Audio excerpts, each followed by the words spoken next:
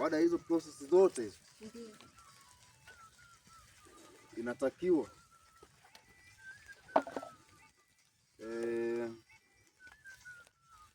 taratibu zingine zifuate, kama ni harusi, kuoana, tule angalau hata kamchele kidogo, mambo ya kamchele, wali nini, mambo ya viuno pale, mziki, watu wacheze ngoma pale nini. Nadhani mambo kama hayo wewe unayajua na unayaelewa sasa. Ndio nayajua. Kwa hiyo upo tayari, haupo tayari? Niko tayari. Kwanza nikuulize wewe kama wewe muhusika, upo tayari au haupo tayari yani? Niko tayari kakangu, maana nampenda yani dunia ya mwisho. Sijaona kama yeye. Maana mnaongea hivyo kama nampenda siji dunia ya mwisho. Kweli kaka. Baadaye mnakuaga Simba ni. Hapana, siwezi kuwa hivyo. Siwezi kabisa. Sasa mnapokuwa Simba na sisi ndio tunakuaga chui au chita.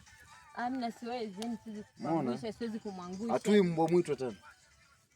Kwa upo tayari au upo tayari? Niko tayari, hata leo hii niko tayari. Una vidhibitisho gani kama kweli upo tayari? Nampenda. Una kitu cha kunithibitishia kama kweli upo tayari naye? Ngoja nipigie simu moja.